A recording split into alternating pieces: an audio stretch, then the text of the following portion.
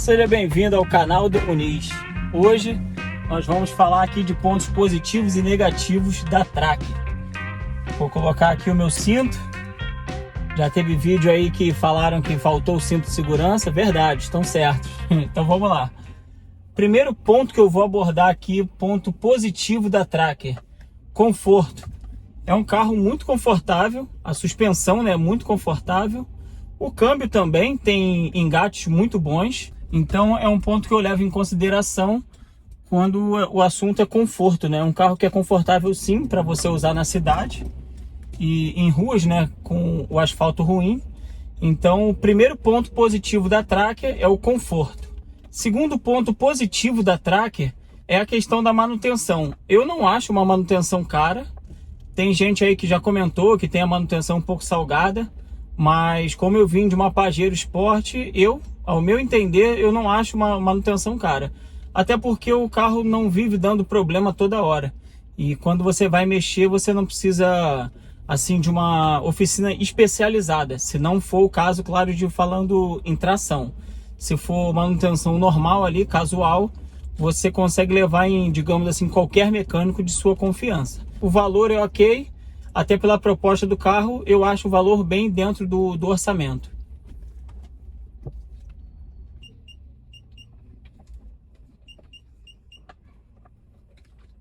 Dei uma parada aqui para a gente não ficar conversando dirigindo o tempo todo. Terceiro ponto positivo, ao meu ver, é a confiabilidade da mecânica desse carro, né? É um carro muito confiável. A mecânica dele, para quem não sabe, é bem parecida ou bem idêntica, né, ao GV2, a Gran Vitara 2. Então é uma mecânica japonesa, e para quem já teve carro japonês sabe do que eu estou falando, né? É uma mecânica realmente bem robusta e muito confiável. Se você tiver com seu carro ali todo revisado, todo certinho, é um carro que a qualquer momento você pode virar a chave aqui e fazer uma viagem bem tranquila, que o carro não vai te deixar na mão. E o próximo ponto positivo é relacionado à tração desse carro. Para quem não sabe, a Tracker é um carro 2.0, somente a gasolina, e tem a tração 4x4. Tem uma tração muito eficiente, então você pode confiar bastante nessa tração em qualquer terreno que você vá andar. Ela tem a opção do 2H, que o carro fica com a tração na parte traseira do carro, e tem o 4H, que aí a tração é distribuída pelas 4 rodas. E também tem o 4L, que é a tração distribuída nas 4 rodas, só que eles chamam de reduzida, por isso a sigla L, que significa low. Agora vamos para os pontos negativos. O primeiro ponto negativo que a gente vai falar aqui é o porta-mala. Por quê? Se você está acostumado com um carro com porta-mala bem generoso, você vai sentir um pouco de falta sim. Mas claro, a gente não tem um porta-mala aqui também muito pequeno. É um porta-mala normal, digamos, para você usar no dia a dia, né? Para você usar para fazer compras e alguma coisa. Não é um porta-malas gigantesco de um SUV, mas você tem um bom porta-malas. Mas entra como ponto negativo, porque não é um porta-malas realmente grande. Então ele tem até uma boa altura, né, do solo até o teto do carro, só que de profundidade ele não tem muito. Então o primeiro ponto negativo vai para o porta-malas do carro. O segundo ponto negativo relacionado à Chevrolet Tracker, a gente vai falar aqui do consumo. Por que é um consumo elevado? É um carro pesado, um carro 2.0, ele é um motor aspirado, não é um motor turbo. Então, querendo ou não, é um carro que você vai ter que fazer um esforço a mais aqui no pedal do acelerador, né? Para ele ter uma resposta mais rápida, né? Mais responsiva. Então, sim, o consumo não será dos melhores aqui. A gente não está falando de um consumo, claro, de TR4, que para quem conhece bebe bastante, é um carrinho que bebe bastante, é um carro muito bom, mas o consumo dele é bem prejudicado. Mas a Tracker não foge muita coisa não. O que eu consigo fazer aqui na cidade fica em torno de 7,5, 8 km por litro. Eu já ouvi pessoas falando que conseguem médias melhores do que essa na cidade, mas depende muito do fluxo de trânsito, né? Então a média aí vai ficar nessa, de 8 km por litro na cidade, e na estrada eu faço uma média de 10 km por litro. Então por que eu coloquei esse ponto de consumo na lista de pontos negativos?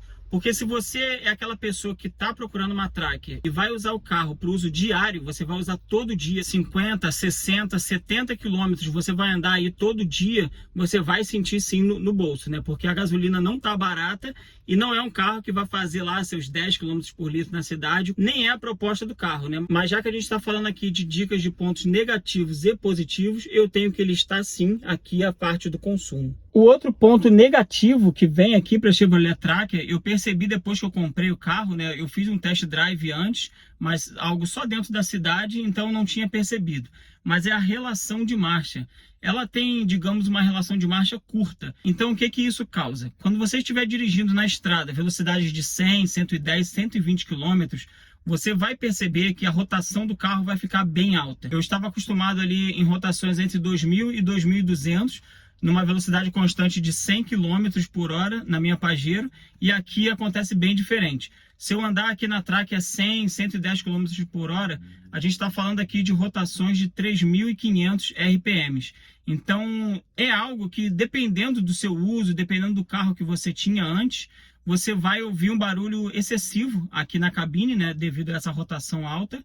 Então, é algo que possa vir te incomodar. Eu listei como ponto negativo, sim, a relação de marcha da Tracker, mas nada que vá também te incomodar ao extremo. Você consegue sim viajar de boa, até porque depois de um tempo você acostuma com isso, né? Hoje em dia eu ando aqui a 100 km por hora, 110 km por hora na estrada, e não sinto mais esse incômodo que eu sentia quando eu comprei o carro. Todo carro vai ter alguma coisa que te incomode, né? Não existe o carro perfeito. Então, claro que você vai ter que se acostumando, né? Conforme você anda, você vai se acostumando no seu dia a dia. Então, espero ter te ajudado com esse vídeo. Se faltou algum ponto negativo ou positivo aqui que eu não falei, que ao seu ver você acha interessante, você escreve aqui embaixo para mim nos comentários, que vai me ajudar bastante. Até porque, como eu falei, eu tirei essas conclusões com base nesse 1 ano que eu tô com o carro. Mas claro que a minha opinião não é a única do mundo, né? Então, Daniel, faltou esse ponto negativo aqui que eu acho. Não, esse ponto positivo também, você deixou de falar. Escreve aqui embaixo para mim. Compartilha esse vídeo, curte também, que me ajuda bastante. E se inscreve no canal, porque eu tenho visto lá nas configurações do YouTube que 70% das pessoas que veem os vídeos ainda não são inscritas. Então, dá essa moral aí, né? Dá essa força para mim e até o próximo vídeo. Abraço!